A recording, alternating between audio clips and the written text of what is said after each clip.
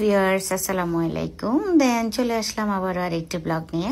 যদিও ব্লগটি অনেক দিনের পুরাতন, সময় সাপেক্ষের জন্য আসলে আমার এডিটিং করা হয়নি আর পোস্টও করা হয়নি। দেন আজকে চোখে পড়লো, বললাম যে পোস্ট করে ফেলি। অলরেডি 17 বের হয়ে গিয়েছে। তো এটা হলো আমার 16 প্রোর ব্লগ। তো অনেক দিন পর্যন্ত আমি ব্লগটি দিচ্ছি করে দেওয়া হয়নি, আজকে সামনে পড়লো তাই পোস্ট করে ফেললাম।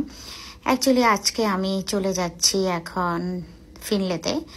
গত সেপ্টেম্বরে যখন আইফোন 16 লঞ্চ হয়েছে তখন আমি ব্যাংককে গিয়েছিলাম। তো তখন আমার এই ফোনটা নেওয়ার কথা ছিল, কিন্তু আমাদের ব্যাড লাক ছিল, আমরা তখন ব্যাংককে প্রি অর্ডার করেছিলাম, তারপরেও নিতে পারিনি। আমি আরও 3 থেকে 4 দিন আমার টিকিট এক্সটেনশন করিয়ে আর থেকেছিলাম শুধু এই ফোনটা নেওয়ার জন্য, কিন্তু ব্যাড লাক আমি নিতে পারিনি। তো আর কি করার, চলে আসলাম। এর মধ্যে আনার চেষ্টা করেছি অনেকবার, অনেকভাবে, কিন্তু ফোনটা আমার হাতে পাইনি। দেন ফাইনালি আজকে আমি ফিনলে থেকে নিয়ে নেব। আমি অলরেডি আগের দিন দেখে গিয়েছি, আমি আর আমার মেয়ে। আজকে ফাইনালি আমার হাজব্যান্ডকে অফিস থেকে তুলে নিলাম। তো সেই সহ আমরা তিনজনেই চলে গেলাম এখন ফিনলেতে। আমরা ডেজেলের সাথে কথা বলেছি, আমি দেখেও গিয়েছি।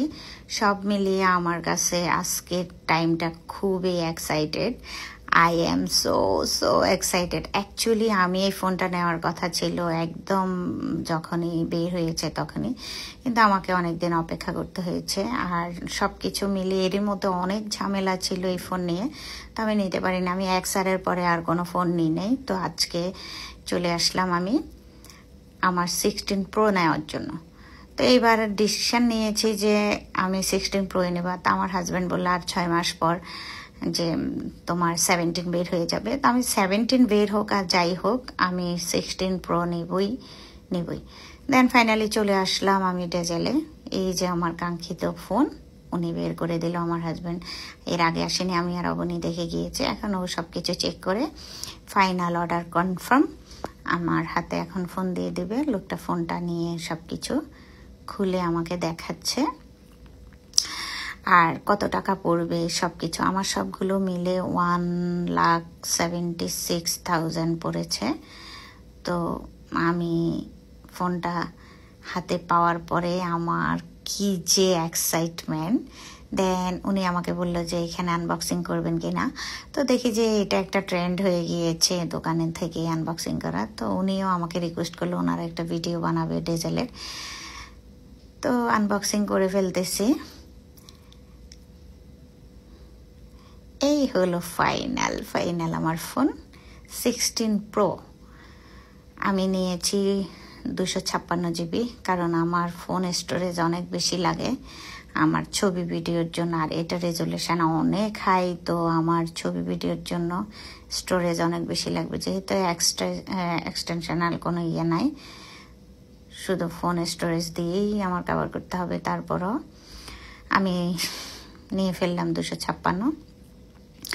তো আমার কাছে ভালোই লেগেছে, আমি খুবই এক্সাইটেড ফোনটা হাতে পেয়ে। ফোনের লুকস, ফোনের সব কিছু আসলে অন্যরকম। আমি ব্যাংককে দেখেছিলাম যখন, তখন আমি আসবই না এই ফোন না নিয়ে।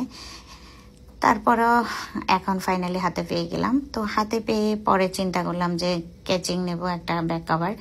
তো এই কভারটা উনি সাজেস্ট করেছে, অবনীও পছন্দ করেছে এটা। আর চকলেট কালার বরাবরের মতো আমার অনেক পছন্দের একটা কালার। তো সেই কারণে আমি গেসের এই ব্যাক কভারটা নিলাম। গেসের এটা খুবই সুন্দর একটা, প্রায় আমার 2,500 টাকার মতো পড়ছে ও ডিসকাউন্ট দিয়ে। এটার প্রাইস ছিল প্রায় 3500 টাকার মতো, কিন্তু ওনাদের কত পার্সেন্ট জানি ডিসকাউন্ট চলতেছে। তো বলে যে আপনি এখান থেকে এখন ডিসকাউন্টে পাবেন, যেহেতু নতুন ফোন নিয়েছেন। তো গেসের এই কভারটা আমি নিয়ে ফেললাম। তো এর মধ্যে উনি আমাকে অন করে দেখিয়ে তারপরে স্ক্রিন প্রোটেক্টর লাগিয়ে দিল আর যা আছে, তারপরে ক্যামেরা প্রোটেক্টর নিলাম। সব কিছু মিলিয়ে উনি সব কিছু সেট করে দিচ্ছে ডেজেলের ভাইয়াটা।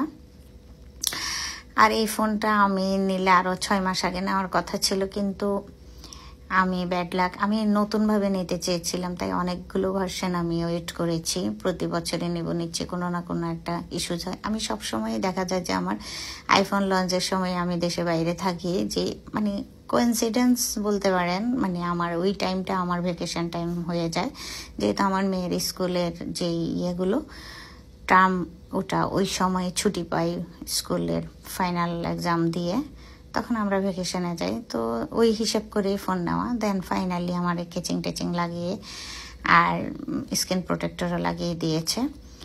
এই হলো আমার ফোনের হিস্ট্রি। দেন এখন তো আমি বাসায় চলে যাচ্ছি, আর এত এক্সাইটেড আমি এটা নিয়ে।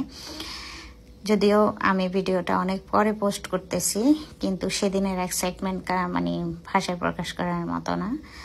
এরপরে চলে আসলাম আরেকটা শপে অবনীর মোবাইলের কেচিং নেওয়ার জন্য। তো এইগুলো ও অনলাইন থেকে নিয়েছে, আর ও একটু যেহেতু পিঙ্ক পছন্দ করে, ওর কাভারগুলো একটু পাঙ্কি টাইপের, আর ওর সব কিছুই পিঙ্ক। তো এইখানে এসে পাই নাই, পরে স্ক্রিন প্রোটেক্টর একটা ইয়ে লাগিয়ে আমরা সোজা এখন বাসার দিকে চলে যাচ্ছি। তো আমার জন্য সবাই দোয়া করবেন, আর আমার হাজব্যান্ডকে আমি সব সময় দোয়া করি যেন ও ভালো থাকে। হাজব্যান্ডের সাপোর্ট সবচেয়ে বড়, মানে একটা মেয়ের জীবনের জন্য অনেক দরকার। তো ছোট ছোট খুশিগুলো আমাকে এভাবেই দিয়ে আসছে আজ পর্যন্ত। তা আল্লাহ যেন ওকে ভালো রাখে, সুস্থ রাখে, সেই দোয়াই করতেছি। আমি তো এখন উঠতেছি, কয়েকদিন পরেই আমরা চলে গিয়েছিলাম সিঙ্গাপুরে, তো সেটার জন্য আরো এক্সাইটেড।